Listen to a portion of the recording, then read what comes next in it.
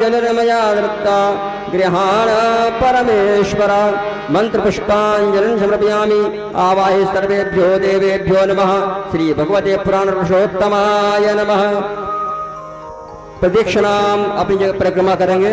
ओम जय तीर्थानि प्रचरन्ति श्रीकास्तानि कांगिना ते खागुं सहस्रयोजने पतन्वानि तन्मसे। बोली बालकृष्ण लाल की, भागवत भगवान की, व्यासी महाराज की, सुखदेव जी महाराज की, परीक्षित जी महाराज की, सियावर रामचंद्र की, उमापति महादेव की, पवन सुत हनुमान जी महाराज की, श्री दौरैठ सरकार की, बाबू बाबा महाराज की, सिद्ध बाबा महाराज की, गौरा बाबा महाराज की, गोसाई बाबा महाराज की, सभी सिद्ध शक्तियों की, श्री भैरारे वाली मैया की, बसैया वाली मैया की, कैला मैया की, चामुंडा मैया की, सती मैया की, शीतला मैया की, दुर्गा मैया की, भैरव बाबा महाराज की, श्री श्री 1008 श्री चंद्रदास बाबा महाराज की, श्री श्री 108 बाबा लालदास बाबा महाराज की,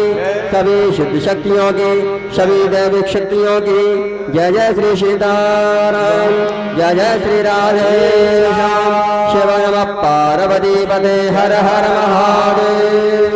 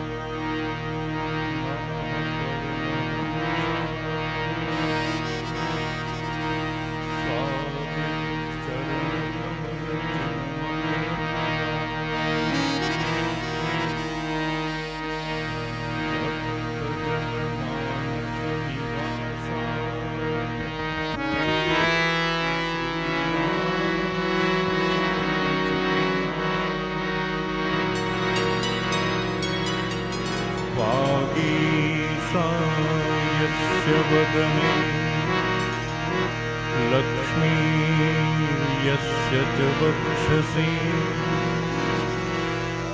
यस्यास्ते हृदये संवित् तं नृसिंहमहं भजे। गंगातरंगरमणीयजटाकलापम् गौरी निरंतर विभूषितवामम्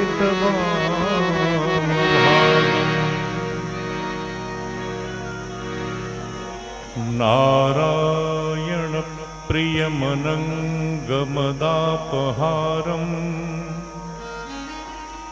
वाराणसीपुरपतिं भज विश्वनाथम्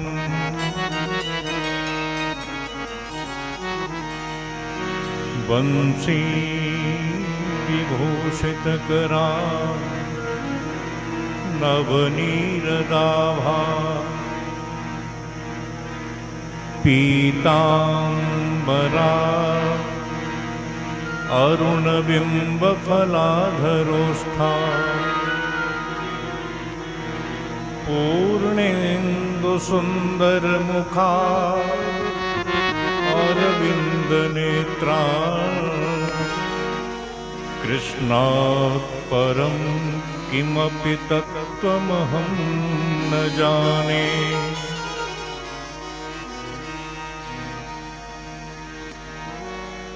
वाञ्छाकल्पतरुभ्यश्च कृपा सिन्धुभ्यरेव च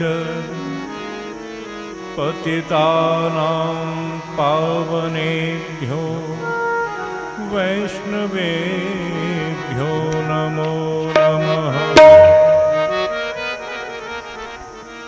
योऽन्तः प्रविश्य मम वाचमिमां प्रसुप्ता सञ्जीवयत् अखिलशक्तिधरः स्वधाम्ना अन्यास्तहस्तचरणः श्रवणत्वगादि प्राणान्नमो भगवते पुरुषाय तुभ्यम्। भक्तिभक्त भगवन्त गुरु चतुः नाम बपुएक इनके पद बंदन किए ना सही विघ्न अनेक। श्री राधा मेरी स्वामिनी मैं राधे को दास जन्म जन्म मोहि दीजियो निज चरणन में वास। बोलिए भक्त वत्सल भगवान की जय। आए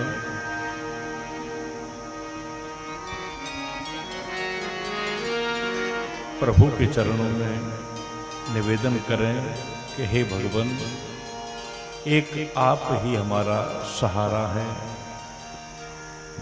एक आप ही हमारी आस है।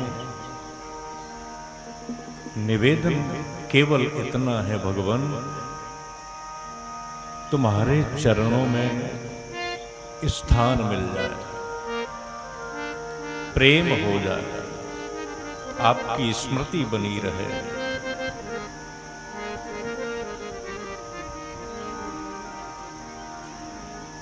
सभी भाव के सहित बोलेंगे। ठाकुर हमरे रमण बिहारी, हम हैं रमण बिहारी के। ठाकुर हमरे रमण बिहारी, हम हैं रमण बिहारी के। ठाकुर मेरे रमण बिहारी, राम बिहारी रे। ठाकुर हमरे रमण बिहारी, हम हैं रमण बिहारी के। ठाकुर हमरे रमण बिहारी, हम हैं रमण बिहारी रे।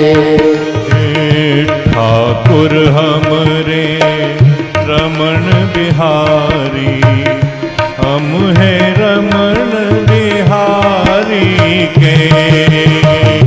ठाकुर हमारे रमण बिहारी हम हैं रमण बिहारी। ठाकुर हमरे रमण बिहारी हम हैं रमण बिहारी के। ठाकुर हमारे रमण बिहारी हम हैं रमण बिहारी रे। साधु सेवा धर्म हमारा कामन दुनियादारी से। ठाकुर सेवा धर्म हमारा कामन दुनियादारी से। ओ साधु सेवा धर्म हमारा कामन दुनियादारी से। साधु सेवा धर्म हमारा कामन दुनियादारी से। ठाकुर हमरे रमण बिहारी हम हैं रमण बिहारी के। ठाकुर हमारे रमण बिहारी हम हैं रमण बिहारी। ठाकुर हमरे रमण बिहारी हम हैं रमण बिहारी के। ठाकुर हमारे रमण बिहारी हम हैं रमण बिहारी रे। ठाकुर हमरे रमण बिहारी हम हैं रमण बिहारी के।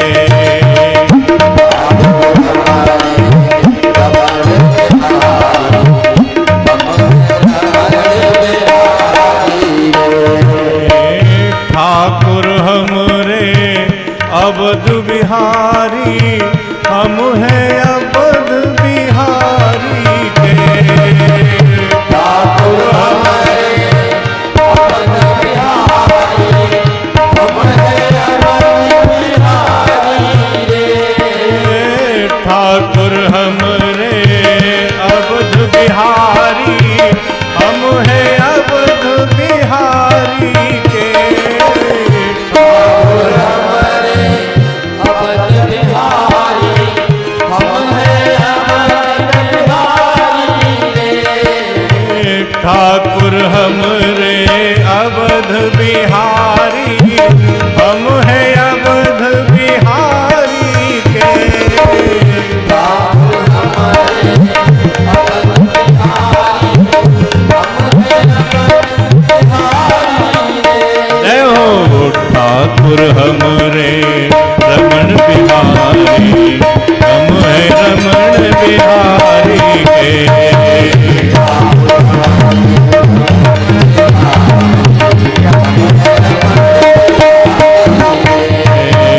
ठाकुर हमरे रमण बिहारी हम हैं रमण बिहारी के।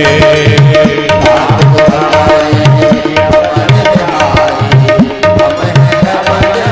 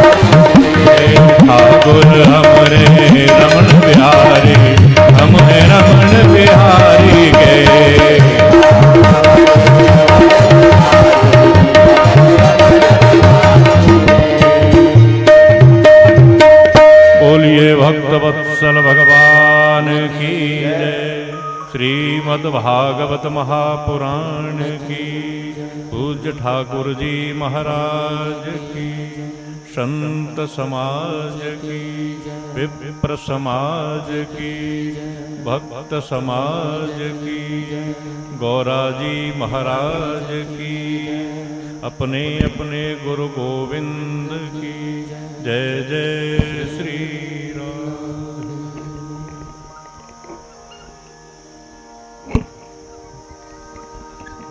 भक्त वत्सल, शरणागत वत्सल,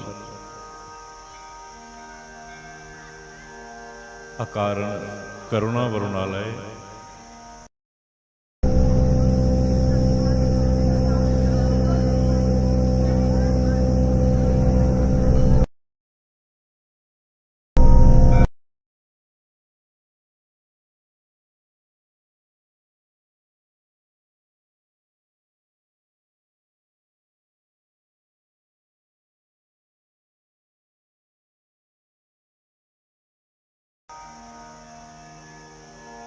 पूज्यपाद संत चरण श्री चरणदास जी महाराज, उन्हीं के लाडले शिष्य लालदास जी महाराज, अन्यान्य पूज्य संत चरण,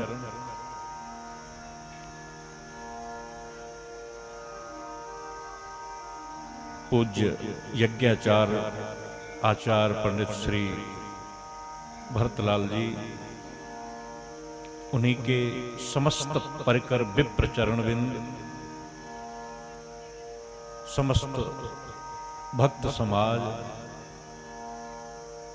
समस्त पूजनीय अर्चनीय माता बहनें, प्यारे नन्हे बालक बालिकाएं,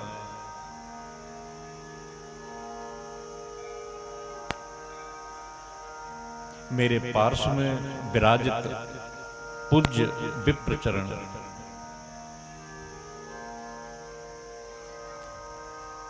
प्रत्यक्ष और परोक्ष रूप में विद्यमान समस्त श्रोता समाज, स्थान पर श्री गौराजी महाराज, हनुमान जी महाराज की पावन भावमयी उपस्थिति,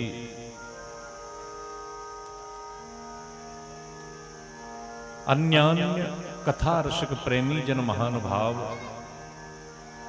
सर्वप्रथम व्यासपीठ से मैं आप सभी को वंदन करता हूं, प्रणाम करता हूं।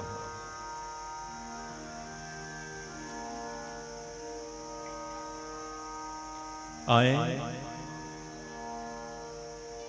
हम इस शुभ अवसर का लाभ उठाएं जो परमात्मा ने अहेतु की कृपा करके और हमें प्रदान किया है।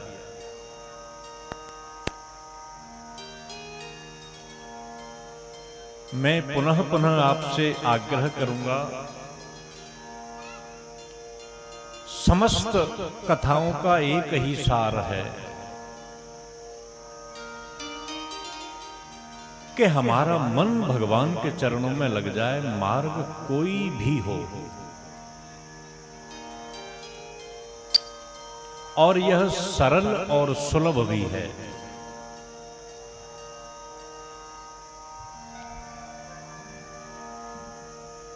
योग के मार्ग से जाएं तो वो बड़ा कठिन है, तपश्चर्या हठ वो योग इत्यादि करें तो बड़ा दुरूह है।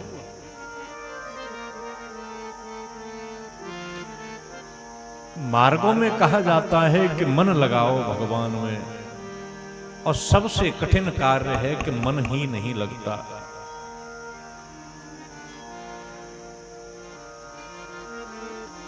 सबसे सुलभ यदि भगवत प्राप्ति का कोई मार्ग है तो वो है भगवान का नाम।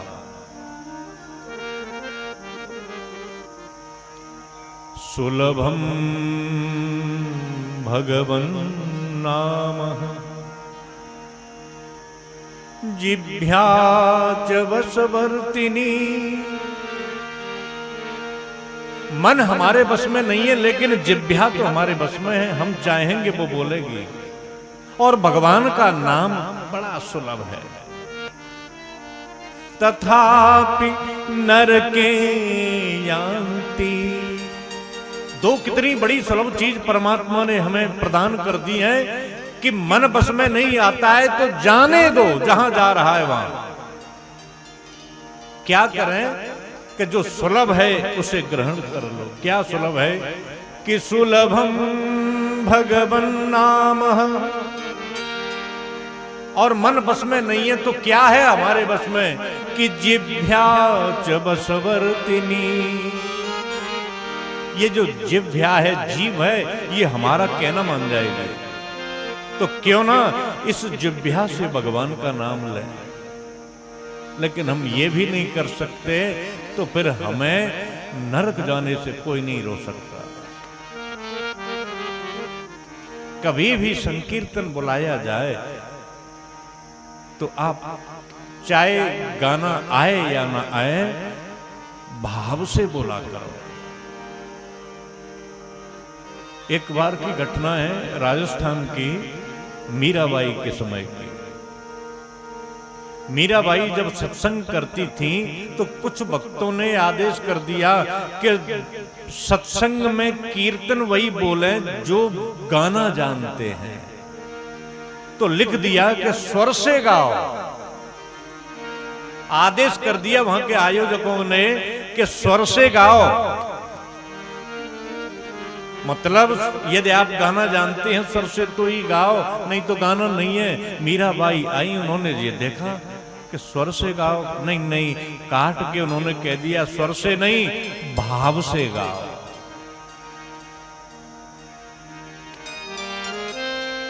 न काष्ठे विद्यते देवा, न पाषाणे न मृण्मये, भावो हि विद्यते देवा, तस्मात् भावो हि कारणम्। केवल भाव में ही भगवान निवास करते हैं। मूर्तियां कोई पत्थर की, कोई धातु की, कोई मिट्टी की, अन्य पदार्थों की मूर्तियां बनती हैं। तो नारद जी कहते हैं न काष्ठे विद्यते देवा, काठ की मूर्ति में भगवान नहीं है, न पाषाणे, न पत्थर की मूर्तियों में भगवान है, न मृण्मय, न मिट्टी में भगवान है। भगवान कहां है?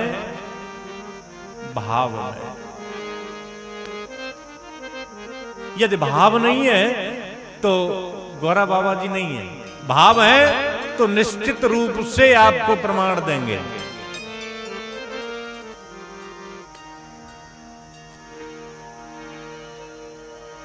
इसीलिए जब भी संकीर्तन बुलाया जाए आप भाव के साथ बोला करें।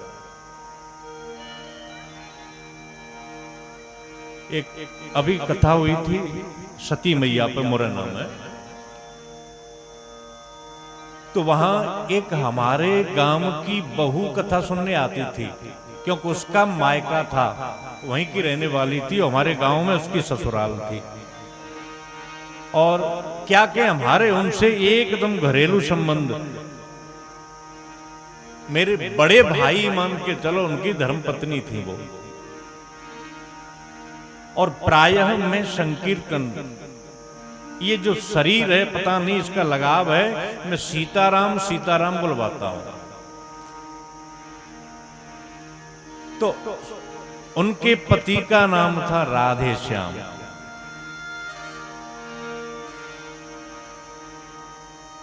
जब मैं सीताराम सीताराम बुलवाता तो तब वो खूब बोलती, और जैसे ही राधे श्याम का नंबर आता तो इनके होठ चिपक जाते और ऊं करके काम चलाते।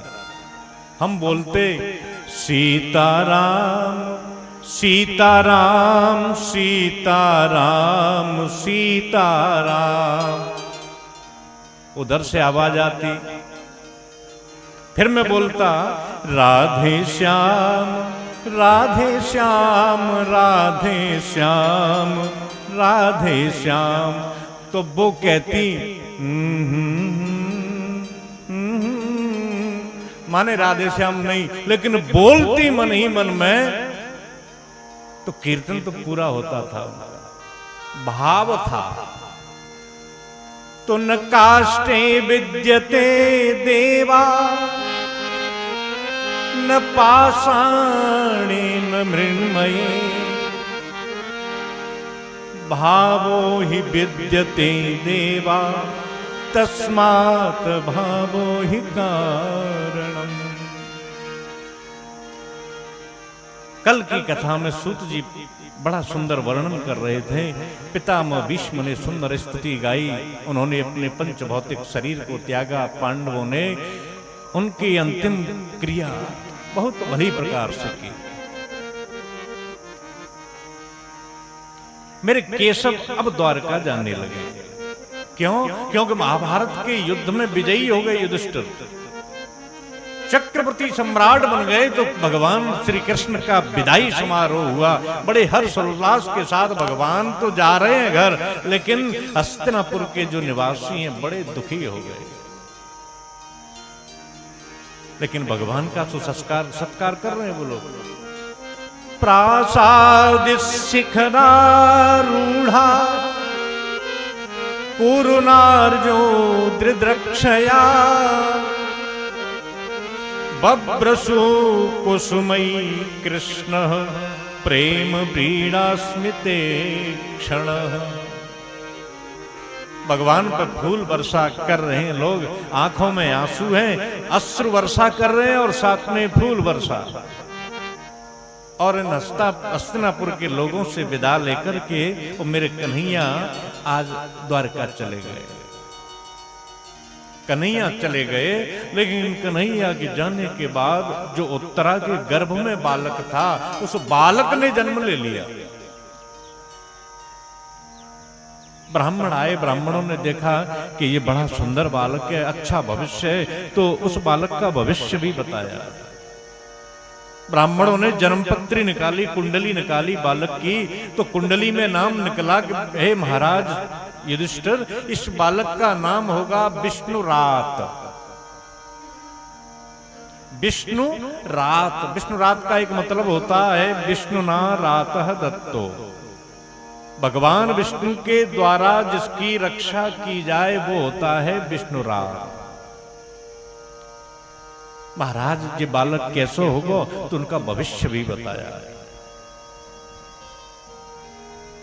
सूर्य के समान इस बालक का तेज होगा, धर्मराज के समान ये बालक सत्यनिष्ठ होगा, धर्म का पालन करने वाला होगा, बड़ा पराक्रमी होगा, बड़ा दानी होगा, कर्ण के समान दान करने में सर्वोपरि होगा, अर्जुन के समान ये धनुर्धर होगा, भीमसेन के समान ये पराक्रमी होगा, नकुल और सहदेव के समान ज्ञानी और बड़ा सुंदर होगा ये। लेकिन महाराज इस बालक की जो मृत्यु होगी वो एक ब्राह्मण के श्राप लगने से, सर्पदंश से होगी। तब युधिष्ठिर को बहुत दुख हुआ कि मेरे वंश में ऐसा भी होगा जो ब्राह्मणों का अपराध करेगा। पर ब्राह्मणों ने समझाया नहीं महाराज, ये जो बालक आपका है सर्पदंश से मृत्यु तो होगी, लेकिन अधोगति नहीं होगी। ये बालक समाज के कल्याण के निमित्त अग्रगणी होगा, ये भागवत धर्म का प्रचार करने में समर्थ होगा। भगवान की माया से ये भागवत धर्म का प्रचार करेगा, भगवान की कृपा होगी इसके ऊपर। तब युधिष्ठिर जी को धैर्य बंधा। अब जब आप लोग कल सुन रहे थे, अभिमन्यु को युद्ध में मार डाला, पांडवों के बेटा को, अर्जुन पुत्र अभिमन्यु। द्रौपदी के 5 पुत्र कल की कथा में आपने सुने कि सोते हुए अश्वत्थामा ने मार दिए। अब पांडवों के वंश को आगे बढ़ाने वाला केवल एकमात्र परीक्षित ही थे। इनका नाम अभी परीक्षित नहीं हुआ, विष्णु रात है। तो पांडवों का कुल एकदम नष्ट हो गया था। उस कुल का रक्षण किया मेरे कृष्ण भगवान ने। तो हमारे यहां जब बिटिया को कोई संतान होती है तो पछ जाता है। पछ आपके यहां जाता है क्या? हमारे यहाँ जाता है। मायके से कुछ सामान लेके आते हैं, वस्त्र लेके आते हैं, बर्तन इत्यादि अपनी सामर्थ्य के अनुसार लेके आते हैं। तो उत्तरा के मायके से भी आया कुछ। अब वंश एकदम डूब चुका था, तो माता सुभद्रा जो उत्तरा की सासू माए, उनके मायके से अर्थात भगवान श्री कृष्ण के यहां से भी पछ आया, तो भगवान लेके आए। जैसे ही भगवान पुनः हस्तिनापुर आए तो उस बालक को अपनी गोद में लिया, तो बालक का नाम रख दिया उन्होंने परीक्षित। परीक्षित के व्याकरण से अर्थ देखें तो एक अर्थ होता है परितः इक्षति, अपने चारों ओर जो देखे, खोज करे, उसको कहते हैं परीक्षित। और परीक्षित का एक अर्थ होता है जिसका परीक्षण किया जा चुका हो। आप लोग श्योपुर जाएं या बड़ौदा जाएं, वहां से कुछ इलेक्ट्रिक आर्टिकल लेके आए, बिजली का सामान लेके आए, तो उस बिजली के सामान पे लिखा रहता है टेस्टेड, फिर नीचे लिखा रहता है ओके। टेस्टेड माने जिसका टेस्ट कर लिया गया हो, ये सही है, उपयोग के लिए एकदम समीचीन है, उसका मतलब होता है टेस्टेड। और टेस्टेड को ही हिंदी में परीक्षित बोलते हैं। तो ये कैसे हैं परीक्षित जी कि इनका टेस्ट हो चुका है, एकदम परीक्षण हो चुका है। कहां? कि गर्भ में ही। ये टेस्टेड भक्त हैं, जन्मजात भक्त हैं। इनका जन्म बाद में हुआ और इनका परीक्षण गर्भ के अंदर मेरे गोविंद के द्वारा हो चुका है। अर्थात जिनको दुनिया में आने का मौका तो बाद में मिला, लेकिन गर्भ में ही जिसने भगवान के दर्शन कर लिए हों, वो परीक्षित है। उनका नाम परीक्षित रख दिया मेरे कन्हैया ने। कुछ दिन रहे, अब हस्तिनापुर से विदा लेके पुनः जाने लगे, तो आज अर्जुन भगवान के साथ चले गए। युधिष्ठिर ने कहा कि कब लौटोगे? तो अर्जुन बोले कि मैं 2-4 दिन में वापस आ जाऊंगा। लेकिन अर्जुन तो 7 महीने तक आए ही नहीं। जब तक अर्जुन हस्तिनापुर को छोड़ के गए, द्वारका में कुछ ऐसी घटनाएं घटित हुई, कुछ ब्राह्मणों का अपराध कर दिया यदुवंश के बालकों ने। ब्राह्मणों ने यदुवंश के नष्ट होने का श्राप दिया। प्रभास क्षेत्र में यादवों ने मदिरा पान करके एक दूसरे पर वार करना प्रारंभ किया। आपस में ही लड़ करके मरने लगे यादव। बलराम जी भी शेष बनकर के चले गए। और मेरे गोविंद जब जाने लगे अंतर ध्यान होकर के, तब अर्जुन वहीं थे। उद्धव और मैत्री नाम के महात्मा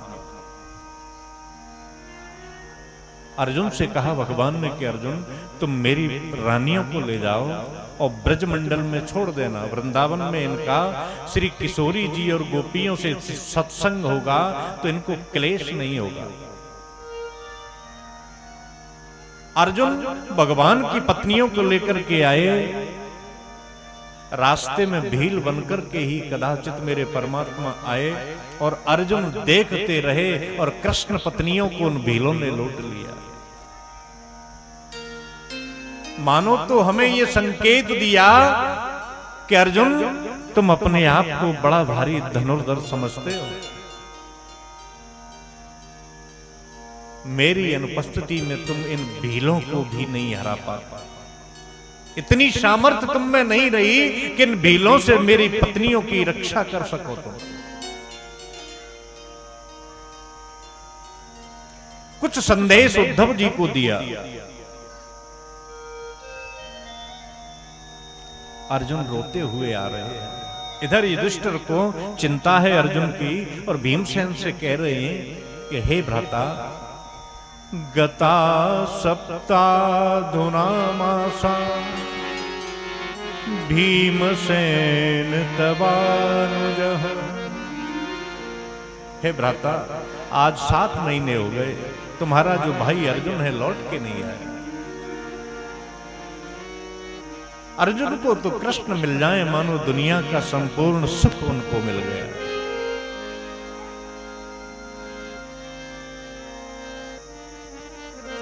लेकिन एक दिन जब अर्जुन लौट के आए तो अर्जुन का जो तेज होता है नष्ट हो चुका। जिस अर्जुन का तेज उनके मुखमंडल पर इस तरीके से चमकता कि अच्छे महारथी भी उनसे आंखों में आंखें डाल करके बात नहीं कर पाते, और आज उनका मुखमंडल मुरझा गया। दूर रथ आता हुआ दिखाई दिया, अट्टालिका से युधिष्ठिर और भीमसेन देख रहे हैं कि देखना भाई, ये रथ तो ऐसा लगता है कि अर्जुन का है। दोनों उतर के नीचे आए, तब तक रथ और नजदीक आ गया।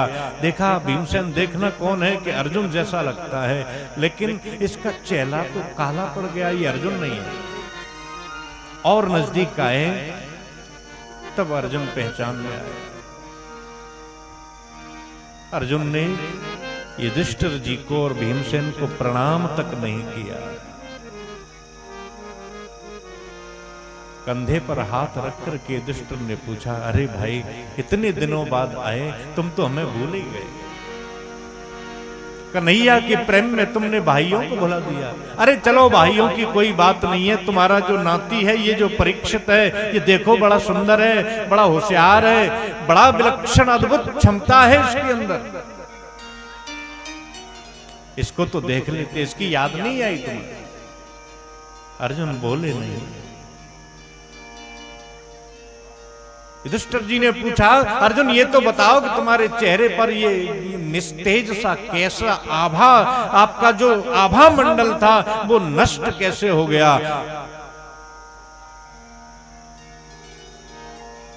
अर्जुन ने कोई जवाब नहीं दिया। अर्जुन, हमारा वंश तो बहुत पवित्र वंश है, और जब किसी पवित्र वंश में पैदा हुए जीव के चेहरे का जो आभा मंडल है, जो तेज है, वो नष्ट हो जाए तो इस तेज के नष्ट होने के कुछ निश्चित कारण होते हैं।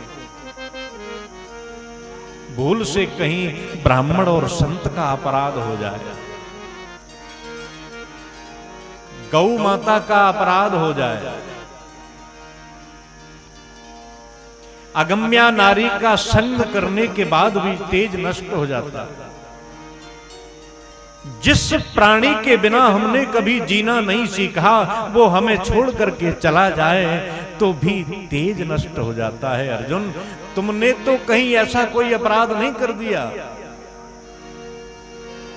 बात करते आ रहे हैं और अर्जुन को अंदर लेकर के आ रहे हैं। एक कक्ष में आकर के ये प्रश्न कर दिया। उसी कक्ष में माता कुंती आ रही थी कि मेरा पुत्र आया है, जरा जलपान तो करा दूं। सोने के पात्र में जल लेकर के माता कुंती आई कि अपने बेटे को जलपान कराऊंगी। और अर्जुन ने ये सुने कि आपका तेज नष्ट कैसे हो गया, और ज्यों ही उत्तर दिया,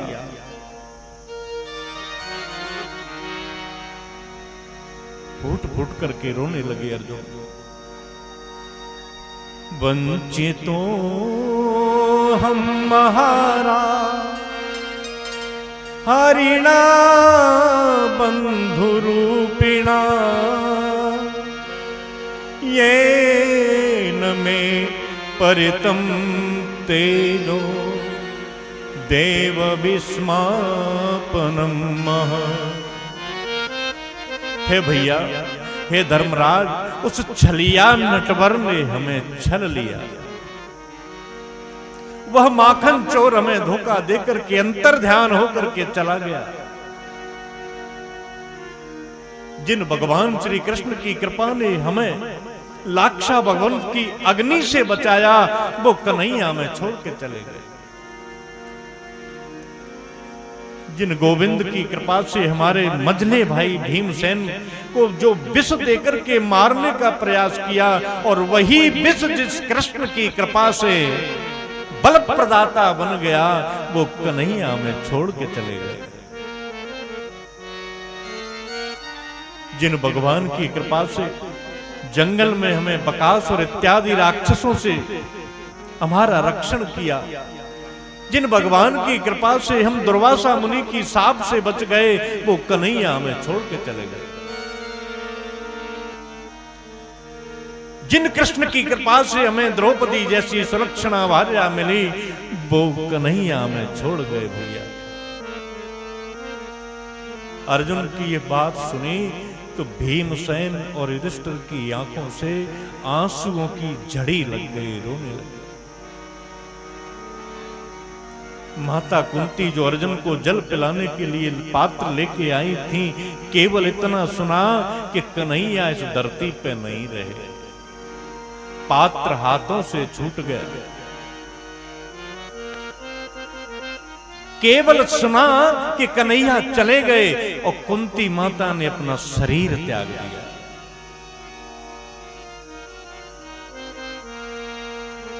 धन्य है माता कुंती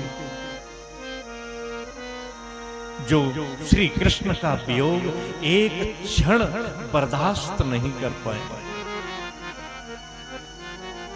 त्रेता में भी एक ऐसे ही प्रेमी हुए मेरे राघव के पिता चक्रवर्ती सम्राट श्री दशरथ जी।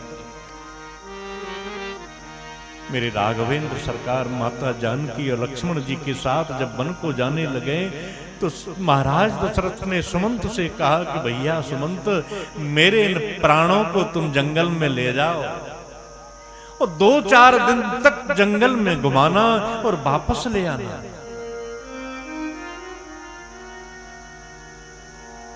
लेकिन राम जी जब सुमंत जी के साथ लौट के नहीं आए तो अंधेरे में अयोध्या में सुमंत जी ने प्रवेश किया और दशरथ जी के पास जाकर के एक अपराधी की तरह जब खड़े हो गए तो मेरे दशरथ जी ने कहा कि सुमंत, मेरा राम कहां है? सुमंत कुछ बोले नहीं। अरे सुमंत, तुम बोलते क्यों नहीं? आज 6 दिन हो गए, मैं इस प्रतीक्षा में था कि मेरे प्राण लौट के आएंगे, मेरे राम लौट के आएंगे। कहां है मेरे प्राण?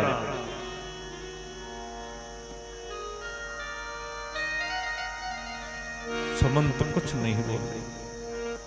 अरे सुमंत, तुम बोलते क्यों नहीं? मुझे बताओ तो सही, मेरा राम कहां है?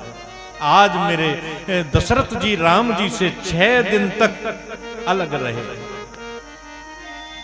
सुमंत ने चरण पकड़ लिए और सम्राट दशरथ से कहने लगे कि महाराज, मैं आपके प्राण को वापस नहीं ला सकता।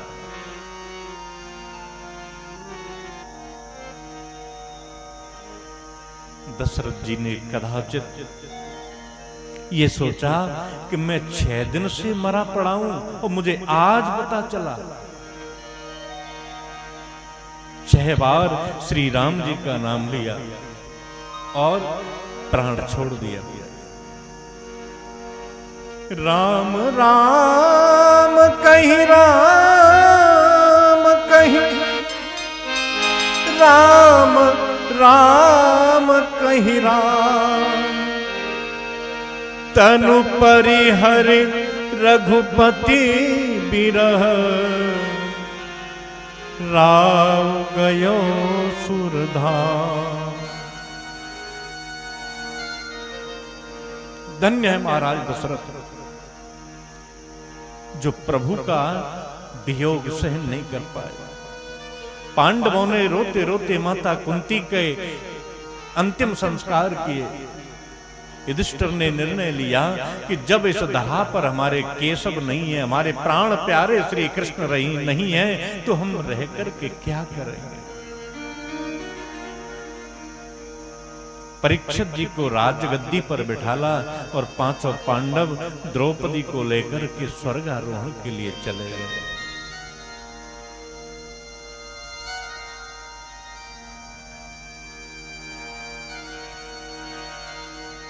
जहां से सरस्वती नदी का उद्गम है, आप लोगों ने यात्रा की होगी, उन्हें पता है, वहां से सतोपथ प्रारंभ होता है। समस्त तीर्थों का सेवन किया और भगवान के चरणों में अपना मन लगा करके पांचों पांडव चले गए।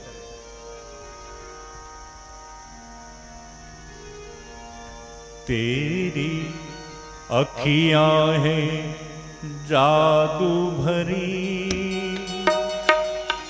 बिहारी में तो कब से खड़ी तेरी अखियां जादू भरी, बिहारी जी में कब से खड़ी तेरी अखियां हैं जादू भरी, बिहारी में तो कब से खड़ी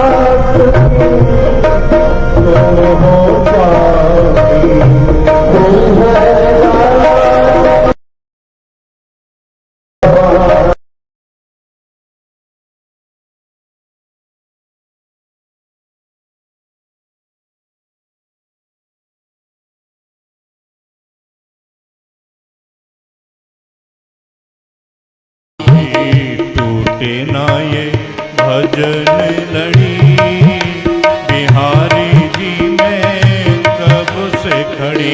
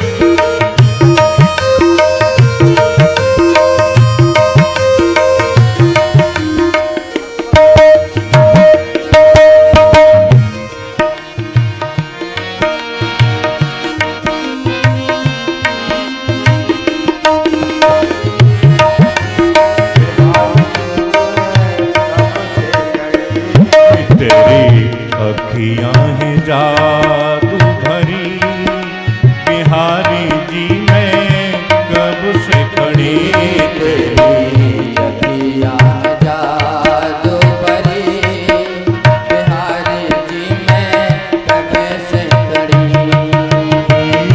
तुम सा ठाकुर और न पाया, तुम सा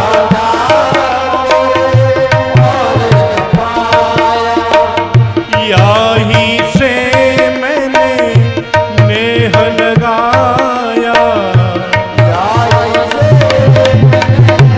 नेह लगाया, तुम सा ठाकुर और न पाया, तुम सा ठाकुर और न पाया, याही से मैंने नेह लगाया, याही से नेह लगाया। मैं तो तेरे द्वारे खड़ी, मैं तो तेरे द्वारे खड़ी, बिहारी मैं तो कब से खड़ी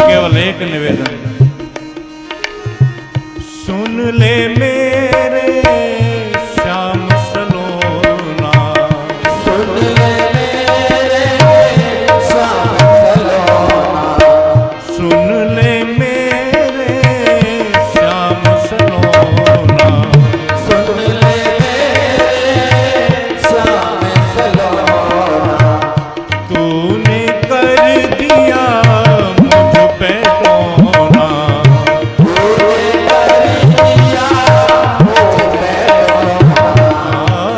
तूने कर दिया मुझ पे टोना,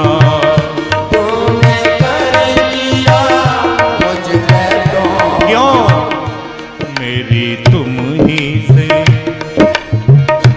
मेरी तुम ही से आँख लड़ी, मेरी तुम ही से आँख लड़ी, मैं तो तब से खड़ी, बिहारी में तो तब से खड़ी,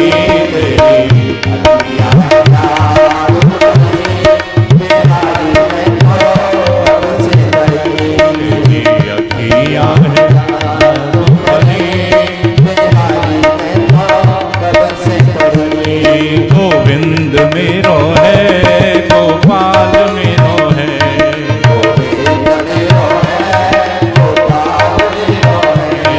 गोविंद मेरो है गोपाल मेरो है,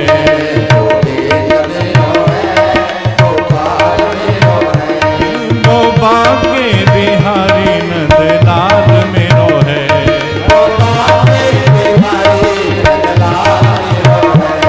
गोपा के बिहारी नंदलाल मेरो है, ओ गोविंद मेरो है गोपाल मेरो है,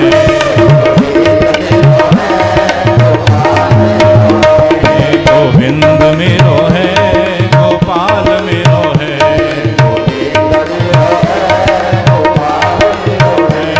गोपा के बिहारी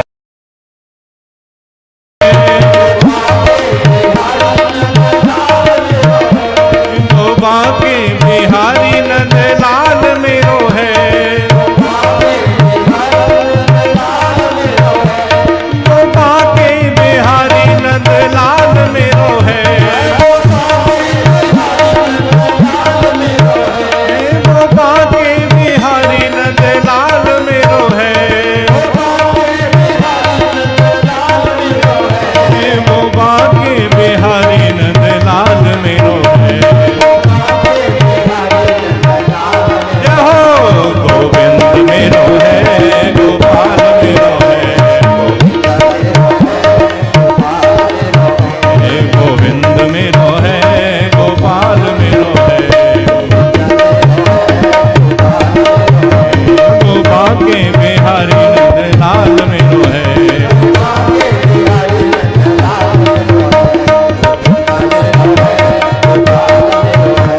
जय हो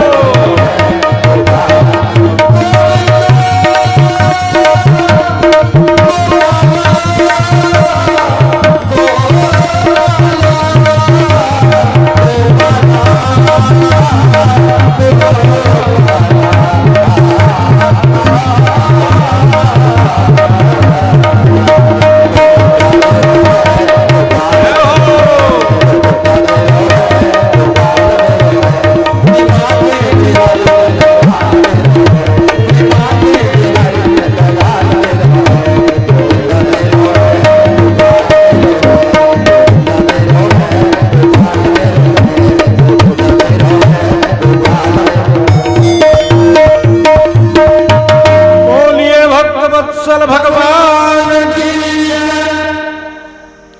पांडव द्रौपदी से स्वर्ग आरोहण को चले गए। धर्मराज युधिष्ठिर तो धर्मराज यमराज के अवतार हैं, धर्म की गद्दी पर अभिषिक्त हुए। इधर महाराज परीक्षित धर्म के पथ पर बढ़ने लगे।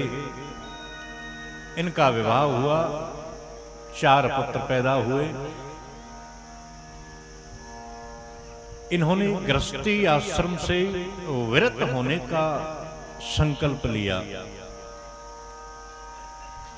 सोचा कि चलें वानप्रस्थ में जाने से पहले और अपने राज्य के खजाने में देखें कि धन है या नहीं है। और जैसे ही खजाने में प्रवेश किया राजर्षि परीक्षित ने अपूर्व भंडार धन का पाया। एक ऐसा विचित्र मुकुट उन्हें दिखाई दिया उस खजाने में, और कौतूहल बस राजा परीक्षित ने उस मुकुट को उठाया और मन में आया कि आज इसी को धारण करके जाया जाए, और उस मुकुट को मस्तक पर रखा और जंगल को चले गए। उद्देश्य था कि जंगल में जाएंगे, संतों का सानिध्य मिलेगा, सत्संगति मिलेगी, आशीर्वाद मिलेगा संतों का, क्योंकि आगे तो हमें जाना ही है वानप्रस्थ में। तो वानप्रस्थ के लिए उन्होंने जाने का अभ्यास बनाया।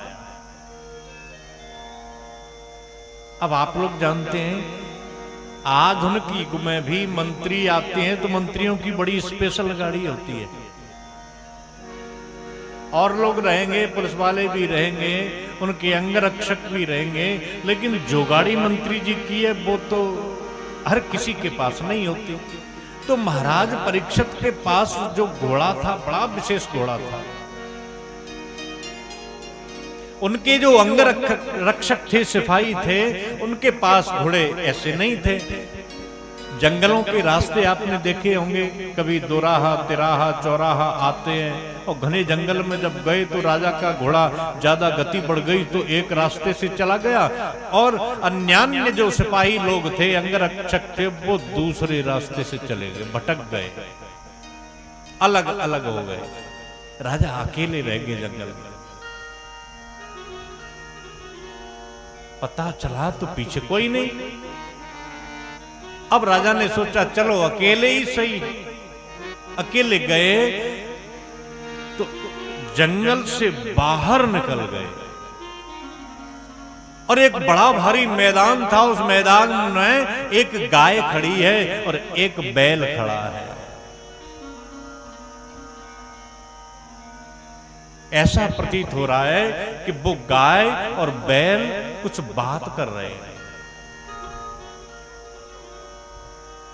और बैल उस गाय से पूछ रहा है, कश्चित भद्रे अनामयात्म नमस्ते। हे भद्रे, हे कल्याणी, आपकी आंखों में आंसू क्यों है?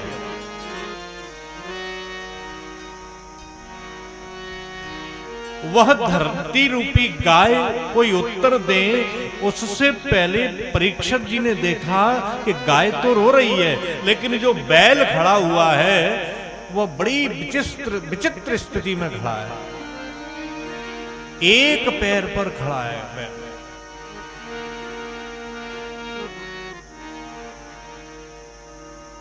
राजा ने देखा कि बड़ा विचित्र वृषभ है ये, और जब गहराई से देखा तो उन गाय और बैल को मारने के लिए एक काला काला पुरुष आ रहा है, जिसके मुकुट है, बड़ा विकराल शरीर है, हृष्ट पुष्ट बलिष्ठ आदमी है वो, जिसके चेहरे पर तेज है और हाथ में नंगी तलवार है, नग्न खड्ग लिए हुए है।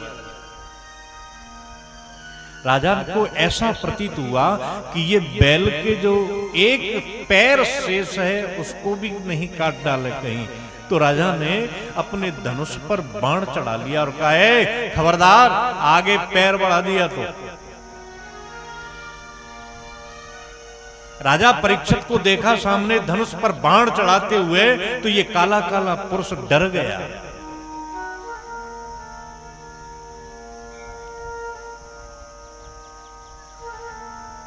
थर-थर कांपने लगा और तलवार डाल दी इसने, और राजा के सामने हाथ जोड़ करके खड़ा हो गया।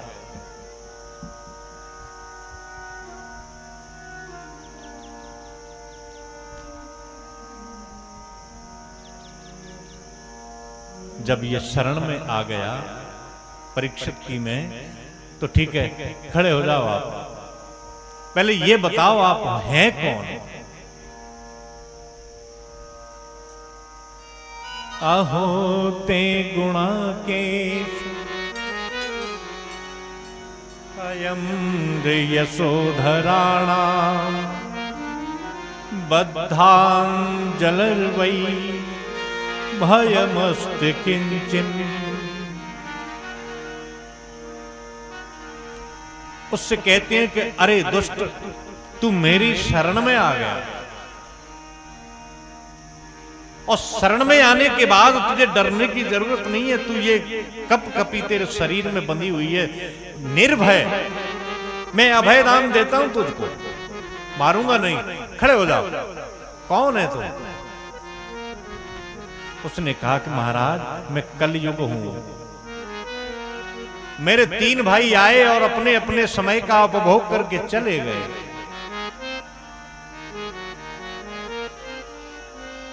अब मेरा नंबर है, इसलिए मैं आ गया।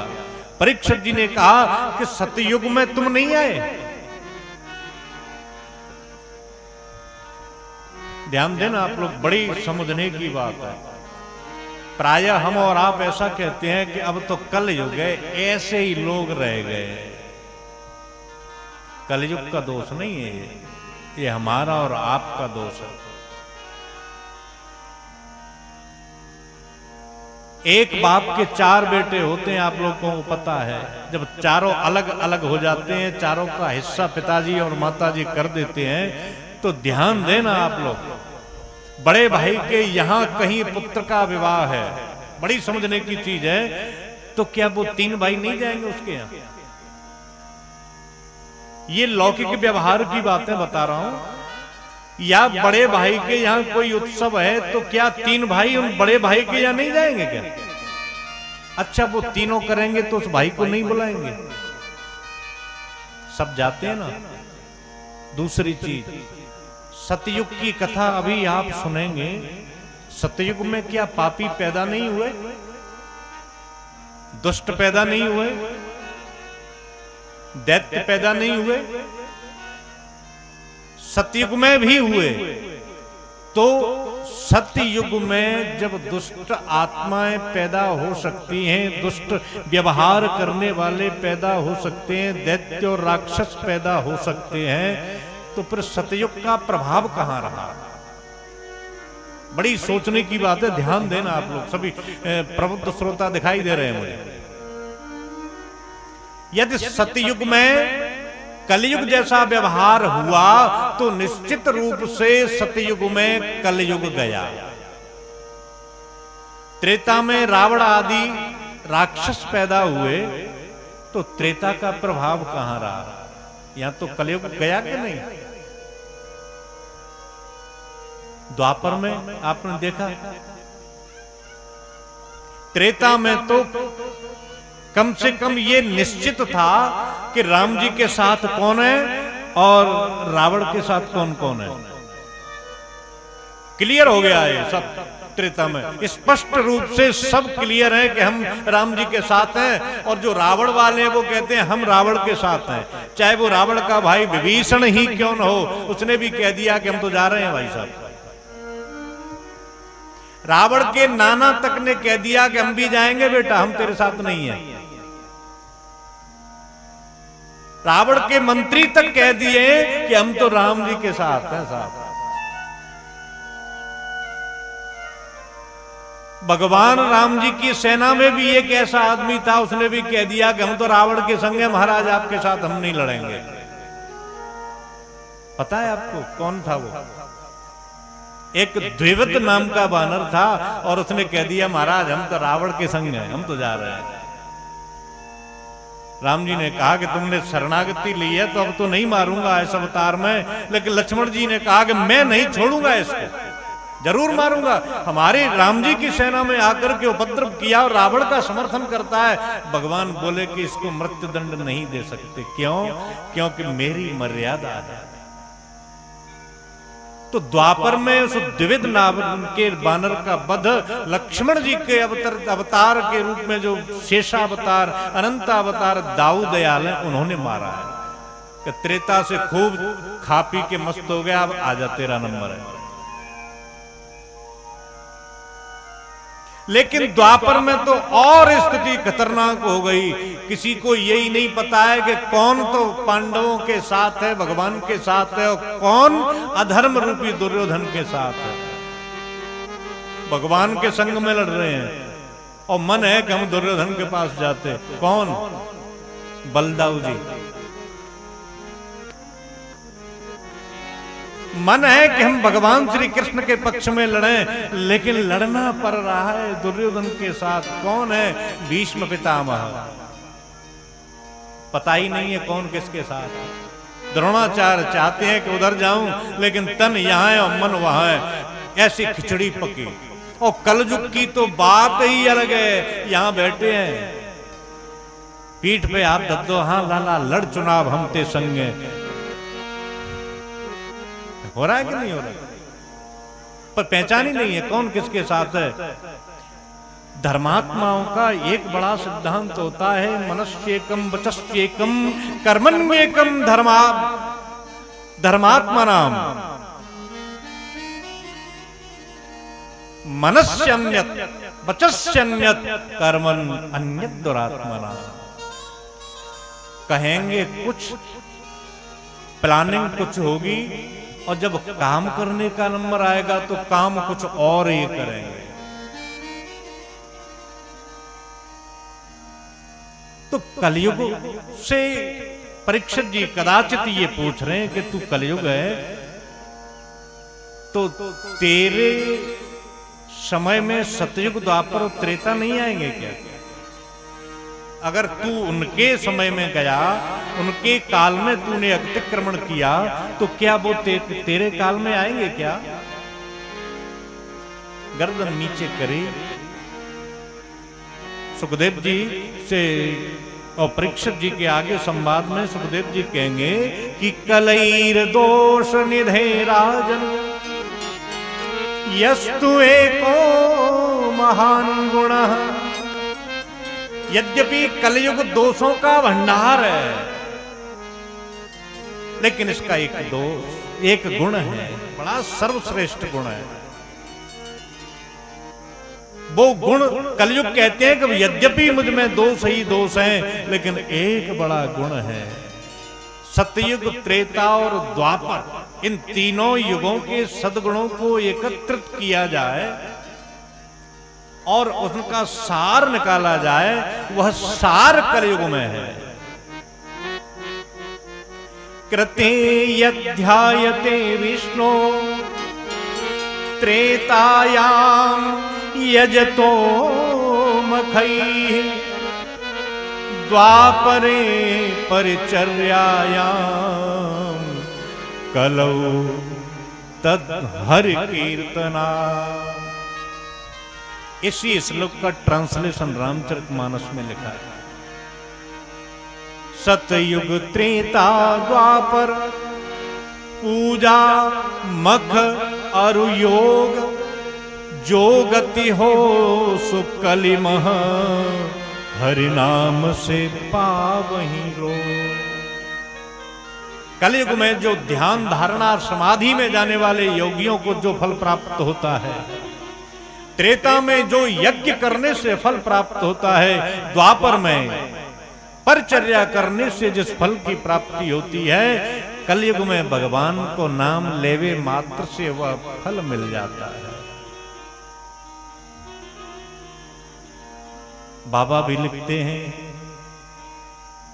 कलयुग केवल हरे गुण गाहा। कलयुग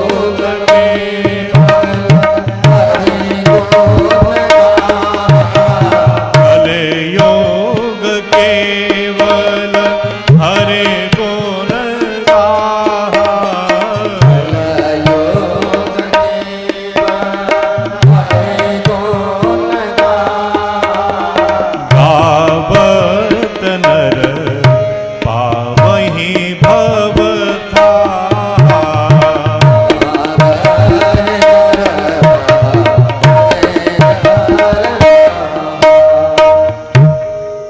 एक और बात, कलि कर एक पुनीत प्रतापा मानस पुण्य होय नहीं पापा। बड़ा सुंदर गुण है कलयुग का, और हम कहते हैं कि कलयुग है महाराज। कहा अरे बड़ा अच्छा कलयुग है। कलयुग समयुग आन नहीं, मैं नहीं कहता, ये तुलसी बाबा कहते हैं, और तुलसी बाबा की वाणी झूठी हो ही नहीं सकती। चाहे सतयुग हो, चाहे त्रेता हो, चाहे द्वापर हो, तुलना की जाए तो बाबा क्या कहते हैं, कलयुग समयुग आन नहीं। कब? जो नर कर विश्वास, गाय राम गुण गण विमल, भवतर बिनहि प्रयास। कितना सरल है। न तो नाक पकड़वे की जरूरत, न कान पकड़वे की आवश्यकता, न एक टांग पे खड़े है की जरूरत, न कुछ करना, न माने कुछ करना ही नहीं है, कोई क्लिष्ट साधन ही नहीं करना। तो क्या करना है?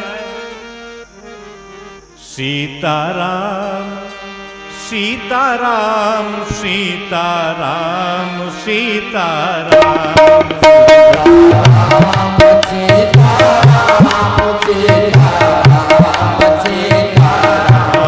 राधे श्याम राधे श्याम राधे श्याम राधे श्याम राधे श्याम राधे श्याम राधे श्याम राधे श्याम सीता राम सीता राम सीता राम सीता राम सीता राम सीता राम सीता राम सीता राम राधे श्याम राधे श्याम राधे श्याम राधे श्याम राधे श्याम राधे श्याम राधे श्याम राधे श्याम सीता राम सीता राम सीता राम सीता राम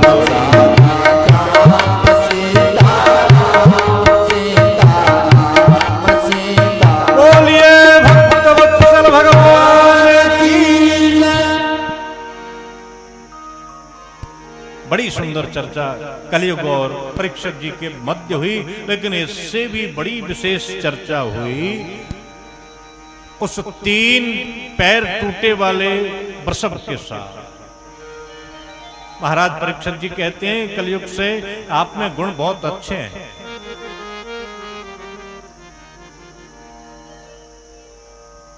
तो तुम एक काम करो कि यहीं रुक जाओ। कहां ठहरूं? तो स्थान दिए परीक्षित जी ने कलयुग को, अपनी पसंद के स्थान दिए। ध्यान देना, दुष्ट आदमी से मित्रता नहीं करना चाहिए कभी भी। जैसो करेंगे संग वैसो ही चढ़ेगो। इसलिए मित्रता अपने से श्रेष्ठ गुण वाले के साथ करनी चाहिए, साथ अपने से श्रेष्ठ गुण वाले का करना चाहिए। बड़े चतुर हैं परीक्षित जी, बड़ी कूटनीति से रहने को स्थान दिया, वो भी अपनी पसंद का। कैसा स्थान? द्यूतम।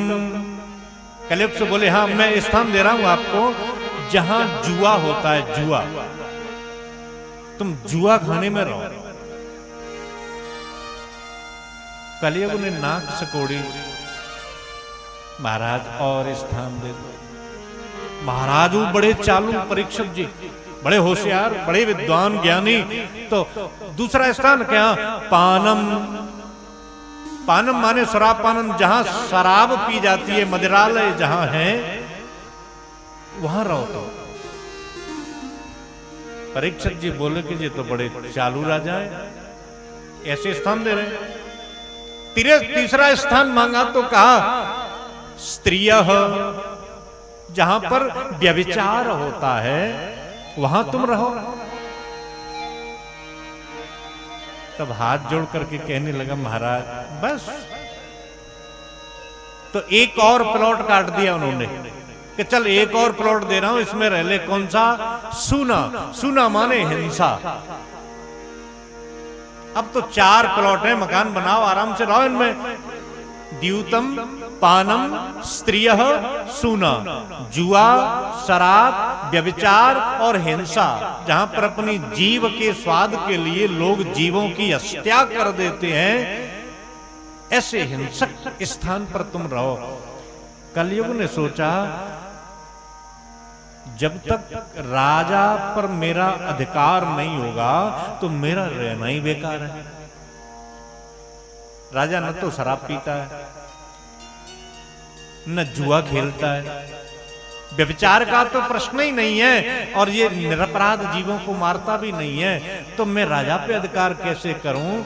तो कलयुग ने गिड़गिड़ाते हुए हाथ जोड़े, महाराज मेरा परिवार बहुत बड़ा है और सब स्थान आपने अच्छे नहीं दिए, एक मेरी पसंद का भी दे दो। 80% आपका और 20 मेरा हो जाए। 5 स्थान दे दो तो 80% वाला तुम्हारी पसंद का और 20% मुझे दे दो। न जाने राजा के मन में क्या आया, उन्होंने कहा तो ठीक है, मांग ले कौन सा स्थान चाहिए।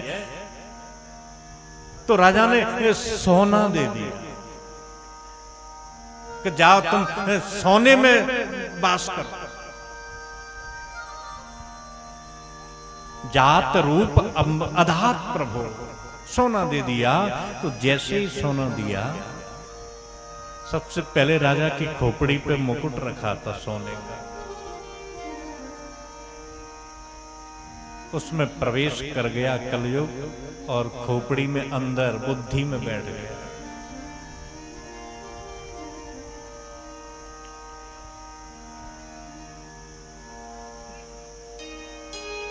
कलयुग चला गया, धर्म रूपी सबको शांति दी उन्होंने, गाय रूपी धरती माता भी चली गई, लेकिन कलयुग का प्रभाव राजा पर हो गया। राजा आगे गए, उनको बहुत भूख लगी, प्यास लगी, क्षुधा और त्रसात से पीड़ित होकर के राजा ने एक आश्रम में जाकर के आवाज लगाई, लेकिन कोई बोला नहीं। घोड़े को बाहर बांध करके राजा आश्रम में गए कुटिया में, तो एक महात्मा बैठे आसन लगा करके। महाराज बड़े ध्यान की अतल गहराइयों में मुनि का मन लग चुका है। महाराज परीक्षित ने आवाज लगाई, महाराज मुनि महाराज के चरणों में मैं राजा परीक्षित प्रणाम करता हूं, लेकिन महाराज मुनि ने सुनी नहीं। थोड़ी जोर से बोले, महाराज मैं राजा परीक्षित, मुझे थोड़ी प्यास लगी है, जल मिलेगा क्या? मैं आपके चरणों में वंदन करता हूं। लेकिन मुनि महाराज ने फिर भी नहीं सुनी, क्योंकि वो तो ध्यान में बैठे थे। अब कलयुग का प्रभाव बलवती हुआ, बलवान हुआ। अब कलयुग के प्रभाव में राजा बोल रहे हैं। ऐसा लगता है कि ये ढोंगी बाबा है, दंभ कर रहा है ये साधु। कहीं राजा का सम्मान नहीं करना पड़े, उठ के जलपान कराना पड़ेगा, आसन बिठाना पड़ेगा, तो आंख बंद करके बैठ गया है। इसको शर्म नहीं आती। बगल में मरा हुआ सर्प पड़ा था, उठाया और महाराज के गले में डाल दिया और राजा चले गए।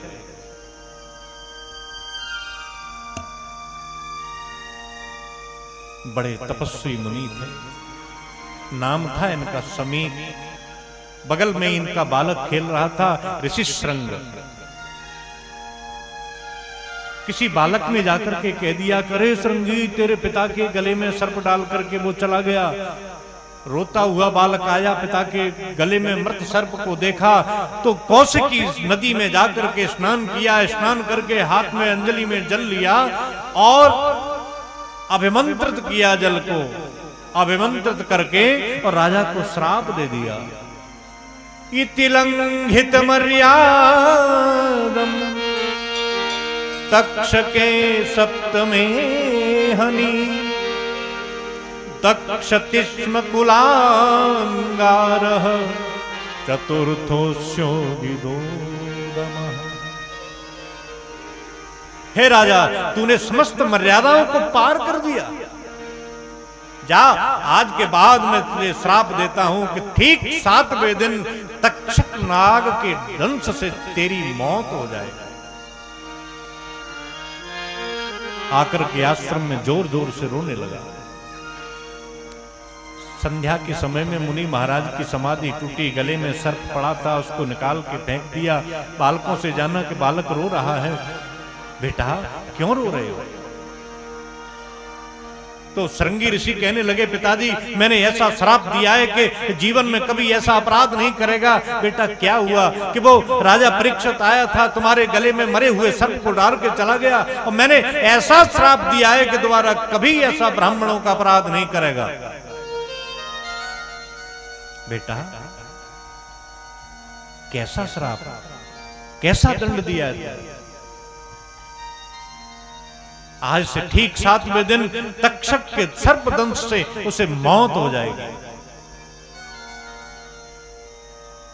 अरे मूर्ख, तूने ये क्या कर दिया? राजा परीक्षित जैसा धर्मात्मा तो राजा हमें कभी मिलने वाला ही नहीं है। इस संसार में ऐसा राजा कभी नहीं मिलेगा दोबारा। जिस महाराज परीक्षित के बल से हम जंगल में रहते हैं, निर्भीक जंगल में विचरण करते हैं, अपने तपस्या धर्म अनुष्ठान करते हैं, और ऐसे धर्मात्मा राजा को तूने छोटे से अपराध के लिए मृत्यु दंड दे दिया। खबर भेजी हस्तिनापुर ऋषि जी ने और कहा, राजा मेरे इस मूर्ख बालक ने तुम्हें 7वें दिन मरने का श्राप दे दिया है, तुम चाहो तो अपनी मुक्ति का उपाय कर लो। उधर राजा पश्चाताप की अग्नि में जल रहा है। जैसे ही मुकुट उतार के रखा, तब होश आया राजा को कि ये मैंने क्या कर दिया? मैंने एक ब्राह्मण का अपराध कर दिया, मैंने एक संत का अपराध कर दिया, मुझे तो मर जाना चाहिए। मैं प्रातः काल जाऊंगा, महात्मा के चरणों में क्षमा याचना करूंगा, प्रायश्चित करूंगा, और जो दंड मुनि महाराज निश्चित करेंगे वो मैं दंड ग्रहण करूंगा। तब तक चेला जी आएंगे मुनि के, महाराज आपको श्राप लगा है। बड़ा प्रसन्न हुआ महाराज परीक्षित, बहुत प्रसन्नता से फूले नहीं समाये, कहने लगे कि आज तक इस दुनिया में कोई ये नहीं कह सकता कि मैं 7 दिन तक मरूंगा नहीं। अरे 7 दिन की बात छोड़ो, तो 1 मिनट के बाद क्या होगा कोई निश्चित नहीं कर सकता, लेकिन मैं निश्चित कर सकता हूं कि एक ब्राह्मण की वाणी कभी मिथ्या नहीं हो सकती। मैं 7 दिन बाद निश्चित मरूंगा, 7 दिन के पहले नहीं मरूंगा, ये निश्चित है।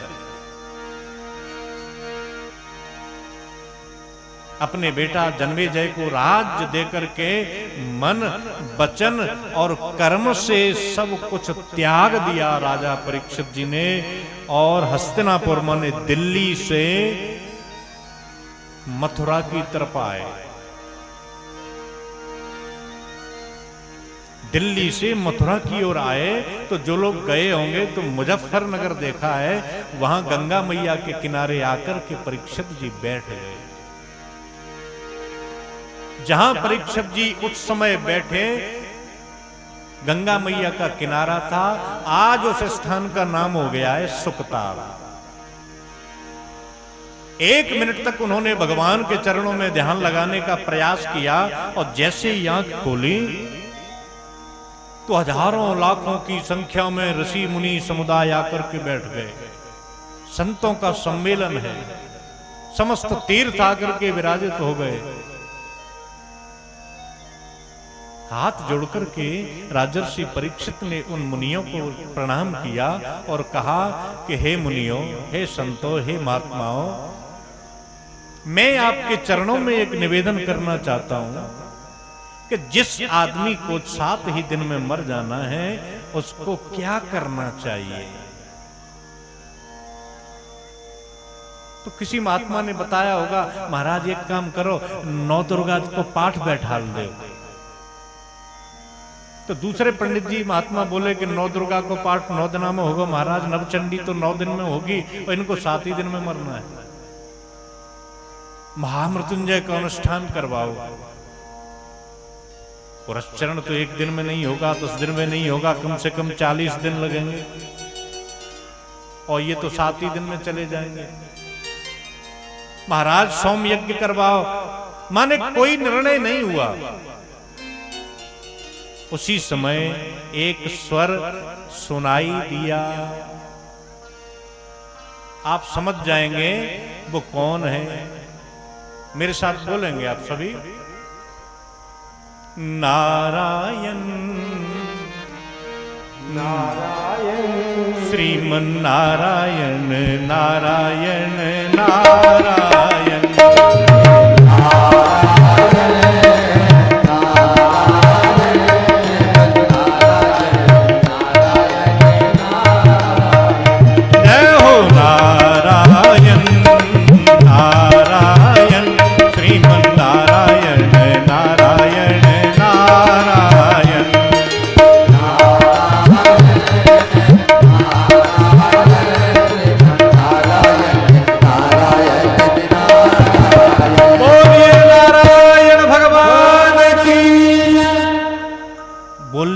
जब तक भाव से स्वर आए कि नहीं आए, भाव से बोला करो।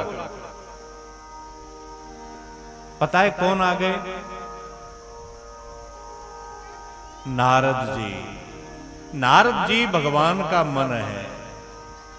जब परीक्षित जी के मुक्ति का कोई मार्ग उन संतों से नहीं निकला, तब भगवान की प्रेरणा से नारद जी प्रकट हुए और जहां परीक्षित जी बैठे हुए हैं निर्गुण ब्रह्म की समाधि में, वहां सुखदेव जी बैठे हुए हैं, वहां निर्गुण ब्रह्म की समाधिस्थ, वहां नारद जी ने जाकर के सुखदेव जी से प्रणाम करके कहा कि महाराज पधारो ना आप। ये कहां कि राजा परीक्षित को श्राप लगा है और आप चलो और कथा सुनाओ भागवत जी की, तो राजा को मुक्ति मिल जाएगी। सुखदेव जी ने कहा कि हमें काऊ राजा से कुछ लेनो देनो ना है। राजा ने जैसा किया है वैसा वो परिणाम पाएंगे। समाधिस्थ हो गए। अब नारद जी सुखदेव जी से ज्यादा निवेदन नहीं कर सकते। क्यों नहीं कर सकते? कि क्योंकि परमहंस महात्मा है। न जाने कब आवेश आ जाए क्रोध का, कब श्राप दे दें। अब नारद जी बड़ी चिंता में, अब इनको कैसे ले जाएं? कहने लगे महाराज एक जिज्ञासा है, एक प्रश्न है आपसे। क्या प्रश्न है? कि एक अंधा आदमी जा रहा है, अंधा आदमी, और वह अंधा आदमी जिस रास्ते से जा रहा है उस रास्ते के ठीक बीचों बीच एक कुआं है। उस कुएं पर घाट नहीं बंधा है, प्लेन कुआं है, प्लेन। और उस कुएं के बगल में एक आंख वाला आदमी बैठा है और वो देख रहा है कि ये अंधा आ रहा है और सीधे ही जाएगा तो वो कुएं में गिरेगा। महाराज उस आंख वाले आदमी को क्या करना चाहिए? सुखदेव जी बोले देवर्षि जामे कौन बड़ी बात है, जामे तो स्पष्ट है कि आंख वाले को संधे को बचाना चाहिए कि वो कुएं में नहीं गिर जाए। तो महाराज यदि वो आंख वाला नहीं बचाएगा तो सुखदेव जी बोले कि इससे पाप लगेगा उसे। तो महाराज ठीक है, अब हम चलते हैं, जे पाप तुम्हें लगवे बारो है। कैसे? कि वो तो बेचारा अंधा है राजर्षि परीक्षित, और वो अधोगति में जाने वाला है। भगवान श्री कृष्ण का कृपा पात्र है और वो कुआं में चला गया। और आप इस समय एकमात्र इस धरती पर आंख वाले हैं जो राजर्षि परीक्षित को मुक्ति दे सकते हैं। तो ये अपराध आप करो, चाहे कथा सुनाओ या मत सुनाओ, हम तो चले। और नारद जी चले गए।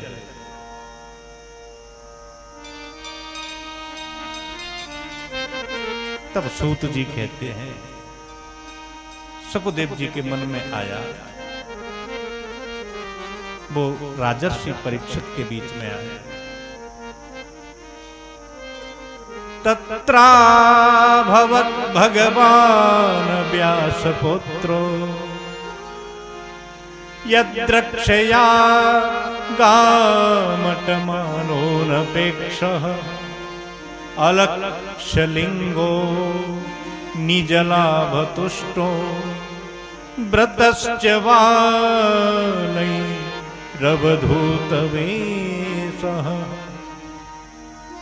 तत्र भगवान एव व्यासपुत्र अभवत। भगवान ही स्वयं व्यासपुत्र बनकर के वहां प्रकट हो गए। कहां? जहां हजारों लाखों की संख्या में ऋषि मुनि बैठे हैं। सामने राजर्षि परीक्षित बैठे और उनसे प्रश्न कर रहे हैं और ऋषि मुनि राजा परीक्षित को संवेदनाओं से उनके दुख को कम करने के लिए और निवेदन कर रहे हैं कि राजा बहुत बुरा हुआ, आपको श्राप लग गया।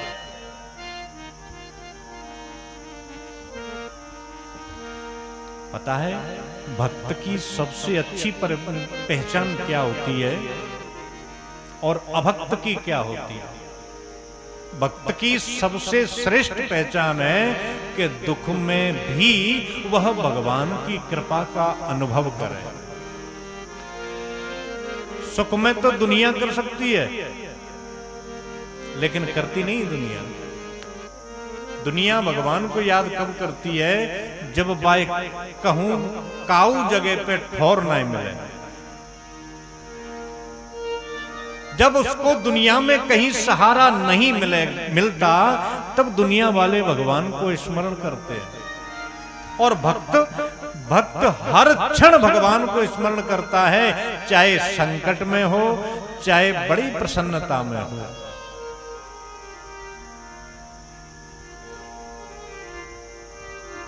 ऋषियों से के द्वारा जो प्रश्न किया गया कि महाराज अच्छा नहीं हुआ, ब्राह्मण बालक ने आपको श्राप दे दिया, बहुत बुरा हुआ। पता है राजा परीक्षित ने क्या कहा? महाराज आप तो इसको श्राप कहते हैं, मैं इसको श्राप कैसे मान लूं? मैं तो एक बात जानता हूं कि उस ब्राह्मण बालक ने मुझे आशीर्वाद दिया है, मुझे वरदान दिया है। मैं जीवन भर आप जैसे महात्माओं के आश्रमों पे जा जा करके आपके दर्शन करता तो कदाचित मेरा ये छोटा सा जीवन छोटा और पड़ जाता, लेकिन मैं तुम्हारा दर्शन नहीं कर पाता। और उस ब्राह्मण बालक ने एक ही समय में एक साथ इतने महात्माओं का दर्शन करा दिया। बताओ ये श्राप है कि वरदान है? बोले बाबा, मां भवानी जगदम्बा से कहते हैं, गिरिजा संत समागम समन लाभ कछुआ, बिनु हरि कृपा न मिलहि सो, गावत वेद पुराण। तत्रा भवत भगवान व्यास पुत्रो, यद्रक्षया गामटमानो न पेक्षः, अलक्षलिंगो निजलाभतुष्टो, वृतश्च बालैरवधूत वेषः। तब भगवान स्वयं ही व्यास पुत्र सुखदेव के रूप में प्रकट हुए। कैसे हैं सुखदेव जी महाराज? कि निज लाभ तुष्टो, अपने लाभ से संतुष्ट हैं। और संतों का लाभ क्या होता है? लाभ की कछु हरि भगत समाना। कैसे लग रहे हैं सुखदेव जी महाराज? दिगंबरम वक्त्र विकीर्ण केशम, प्रलंब बाहुं समरोत्तमाभां। भगवान सुखदेव जी के लंबे लंबे भुजाएं हैं, चौड़ा वक्षस्थल है, घुटनों तक हाथ हैं जिनकी भुजाएं हैं, श्यामला शरीर है सुखदेव जी का। इनके मुखमंडल पर बड़ा सूर्य के समान तेज विराजित है, लेकिन वक्त्र विकीर्ण केशम केस काली काली घुंघराली केस राशि उनके मुखमंडल पर आगे पड़ी है, माने केसों से मुखमंडल ढका हुआ है और उन केसों की राशि में से जैसे सूर्य की किरणें निकलती है वो तेज बाहर निकल रहा है सुखदेव जी के मुखारविंद से।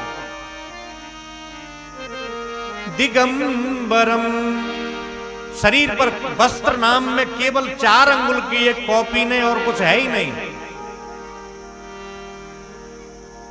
और कैसा है कि श्यामम सदा वीक्षवयोग्य लक्ष्म्या स्त्रीणाम मनोज्ञम रुचिरस्मितेन। बड़ा सुंदर स्वरूप है सुखदेव जी का।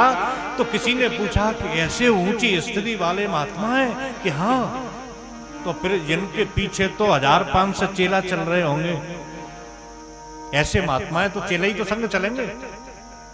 चेला फेला जिनके संग तो ना है भैया, तो कौन है कि स्त्री नाम मनोज्ञम, कुछ तो स्त्रियां हैं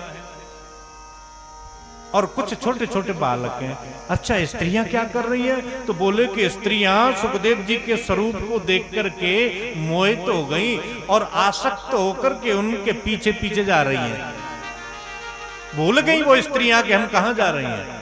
और बालक क्या कर रहे हैं कि बालक तो बड़ा अटपटा काम कर रहे हैं। क्या कि कोई बालक पत्थर लेकर के फेंक रहा है कि नंगा बाबा आ गया, नंगा बाबा आया, कोई मिट्टी फेंक रहा है, कोई धूल फेंक रहा है, लेकिन सुखदेव जी को कुछ पता ही नहीं। और जैसे ही सुखदेव जी उस भरी सभा में आए, पदार्पण हुआ, तो सब ऋषि हजारों लाखों की संख्या में थे, सब खड़े हो गए।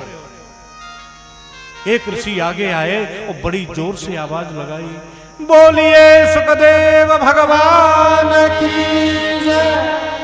जैसे ही सुखदेव जी का पदार्पण हुआ, बस ये समझ लो कि भगवान प्रकट हो गए। और भगवान कौन है? आनंद, जो आनंद सिंधु सुख राशि। आए, पूज्य सुखदेव जी का आगमन हुआ है। निवेदन हम और आप मिलकर के करें। आनंद ही आनंद बरस रहा बनिहारी, ऐसे सद्गुरु की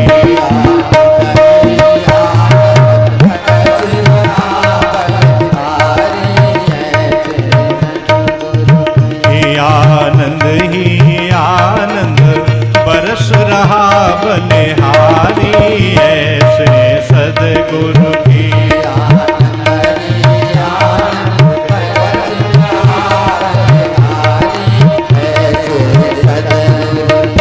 बलिहारी, ऐसे सद्गुरु की बलिहारी, मेरे गुरुवर की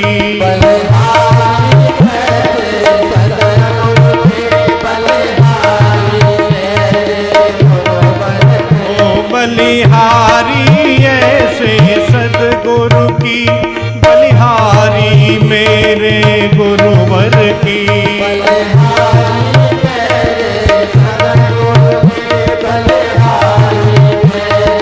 जय हो। आनंद ही आनंद बरस रहा बलिहारी, ऐसे सद्गुरु की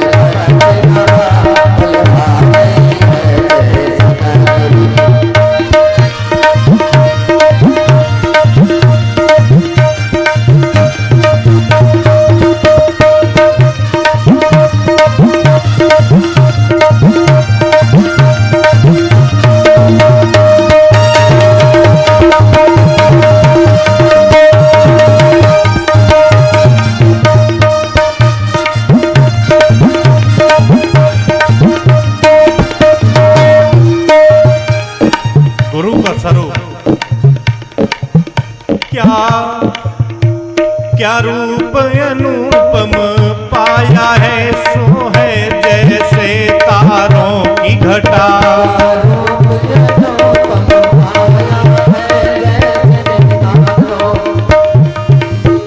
क्या रूप अनुपम पायो है, तो है जैसे तारों की घटा।